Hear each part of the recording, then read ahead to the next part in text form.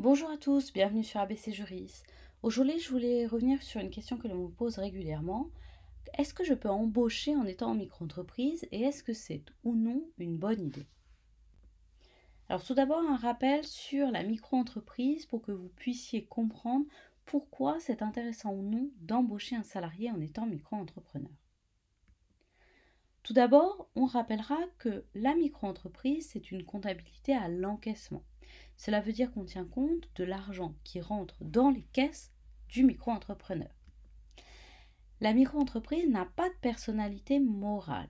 Le micro-entrepreneur fait corps avec sa micro-entreprise. Lui ou la micro-entreprise, c'est la même chose. En micro-entreprise, il faut le savoir, les cotisations sociales sont réduites par rapport au taux qui existe pour les entreprises. Mais en contrepartie, il n'y a pas de déduction des charges. Et ça va être extrêmement important dans notre cas.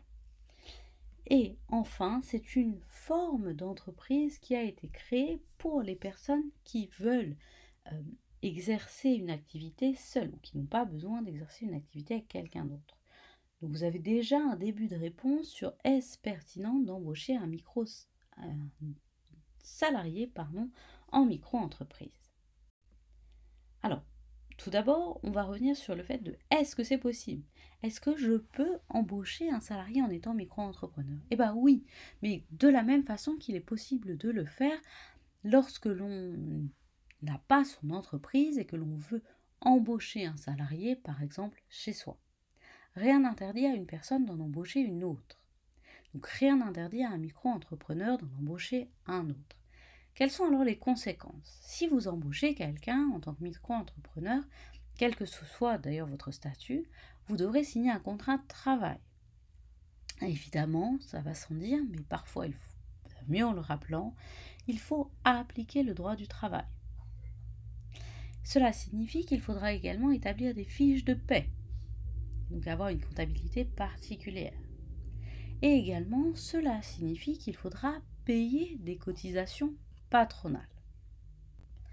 Alors, on sait maintenant que c'est possible, mais est-ce pertinent d'embaucher un salarié en micro-entreprise? Alors, le problème majeur, c'est qu'en micro-entreprise, il n'y a pas de déduction de charges.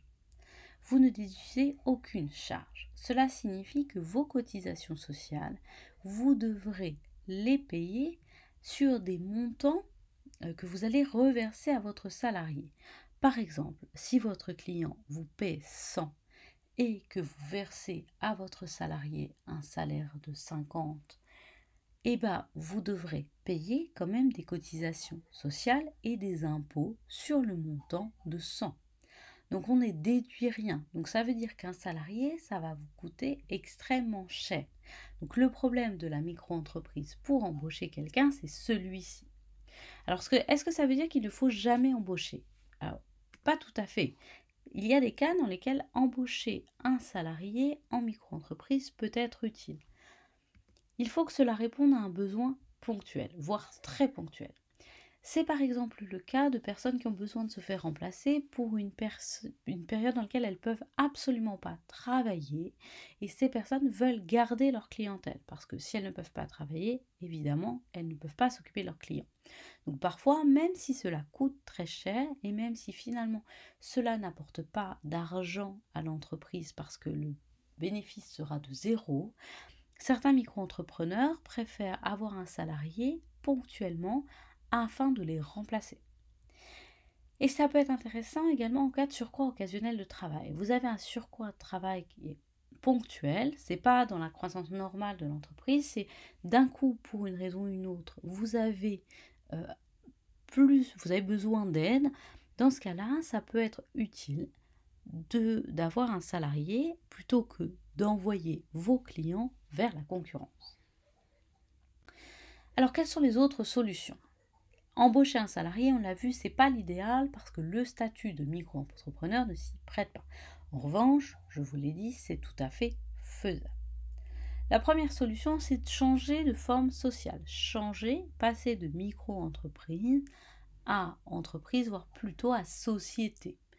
Et dans ce cas-là, l'idéal, c'est de prendre rendez-vous avec un expert comptable qui pourra vous diriger pour comprendre ce qui convient le mieux à votre activité.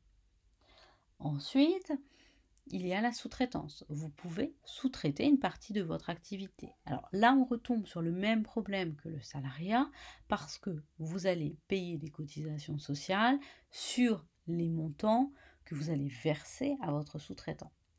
Bon, en revanche, la sous-traitance, c'est un petit peu plus souple. Mais attention au salariat déguisé. Si vous êtes le seul employeur de votre sous-traitant, s'il est dépendant de vous financièrement et si c'est vous qui lui donnez des directives sur la façon de travailler, le contrat de sous-traitance pourrait très bien être qualifié en contrat de travail. Et également, alors, je ne le vois pas du tout comme une solution de remplacement, mais sachez qu'en micro-entreprise, il est possible d'avoir des stagiaires. Alors, le stagiaire, il n'a pas du tout vocation à vous remplacer, il a vocation à apprendre auprès de vous qui êtes le professionnel, mais je voulais dans cette vidéo vous rappeler que c'est possible en micro-entreprise de prendre des stagiaires à condition de remplir les conditions, donc signer une convention de stage notamment, mais également avoir les assurances requises pour permettre aux stagiaires de travailler dans de bonnes conditions. Voici pour cette vidéo. Je vous rappelle que sur ABC Juris, je traite de sujets qui intéressent les entrepreneurs et les micro-entrepreneurs.